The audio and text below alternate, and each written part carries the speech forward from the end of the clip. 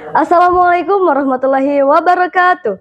Selamat siang, salam sejahtera bagi kita semua. Sampurasun.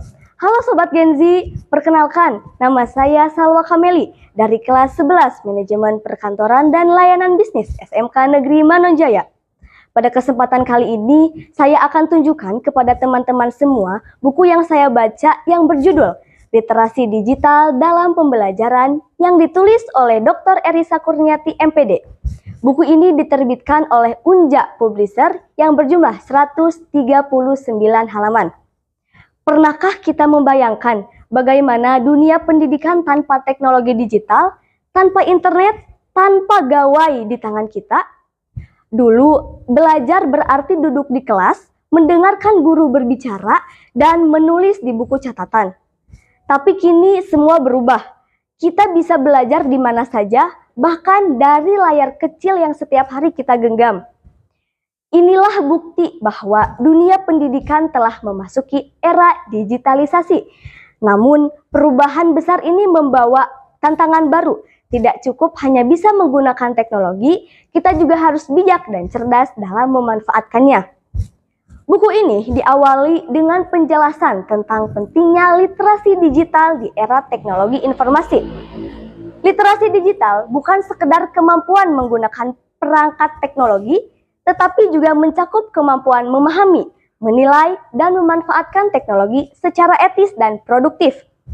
Di bidang pendidikan, guru dan siswa dituntut untuk mampu memanfaatkan teknologi digital dalam proses belajar mengajar.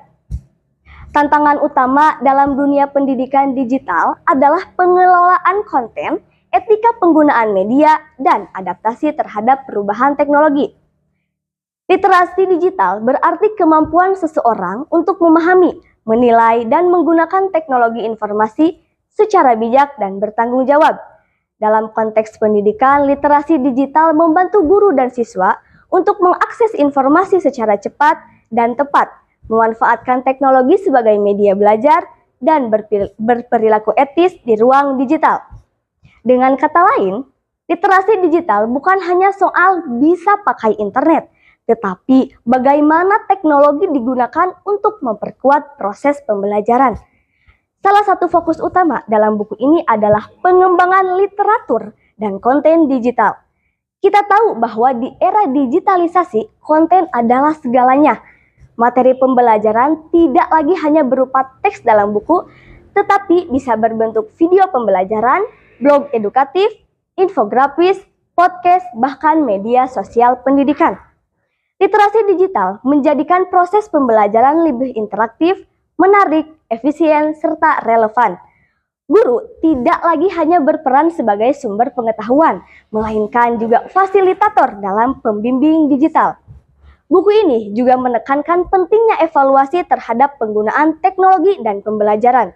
Evaluasi membantu guru menilai efektivitas konten digital, mengetahui sejauh mana siswa memahami materi, serta memperbaiki strategi agar pembelajaran semakin baik. Dengan cara ini, penggunaan teknologi tidak hanya sekedar tren, tetapi benar-benar meningkatkan kualitas pendidikan. Literasi digital bukan sekedar bisa mengetik, bukan sekedar mencari informasi atau mengirim pesan di WhatsApp. Lebih dari itu, literasi digital adalah cara berpikir, cara belajar, dan cara berperilaku di dunia maya. Artinya, seseorang yang literat digital mampu mencari informasi yang benar, menyaring mana yang fakta dan mana yang hoax, menggunakan media sosial untuk hal positif. Dan yang paling penting yaitu berperilaku etis dan bertanggung jawab dalam setiap aktivitas digital. Disinilah letak kecerdasan sejati di era modern, bukan pada seberapa canggih alatnya, tetapi seberapa bijak penggunanya. Buku ini dimulai dengan gambaran nyata tentang dunia modern yang serba digital. Sekarang hampir semua aspek kehidupan, termasuk pendidikan, sudah bergantung pada teknologi. Karena itulah literasi digital menjadi kemampuan yang wajib dimiliki oleh setiap pendidik dan peserta didik. Biasanya ketika kita membaca bukan tentang teknologi, isinya penuh dengan istilah teknis tentang komputer, aplikasi, dan algoritma. Tapi buku ini berbeda. penulis tidak hanya membahas bagaimana menggunakan teknologi, melainkan bagaimana teknologi dapat membentuk karakter, etika, dan tanggung jawab manusia. Inilah yang membuat buku ini menarik. Ia tidak hanya berbicara tentang alat digital, tetapi tentang manusia di balik layar. Teknologi digambarkan bukan sekedar mesin, tetapi sebagai alat untuk memperkuat nilai kemanusiaan. Guru tetap menjadi teladan, siswa tetap menjadi manusia yang berpikir dan berperasaan. Hanya saja sekarang keduanya berinteraksi melalui dunia digital. Teman-teman Gen Z, menurut saya buku ini memiliki banyak kelebihan. Di antaranya, topik yang sangat relevan, isi buku lengkap dan terstruktur, serta membangun teori dan praktik nyata. Sobat Gen Z, maka dari itu mari kita jadikan teknologi bukan sebagai penguasa hidup, tetapi sebagai sahabat dalam menciptakan masa depan pendidikan yang cerdas dan berkarakter. Sebab kemajuan teknologi tidak akan berarti apa-apa jika manusia yang menggunakannya tidak memiliki kebijaksanaan. Teman-teman, maka dari itu kita harus mampu mengeksplorasi, kita harus mampu memanfaatkan teknologi dengan baik dan benar. Sobat Gen Z, itu saja pembahasan yang dapat saya sampaikan. Terima kasih atas perhatiannya.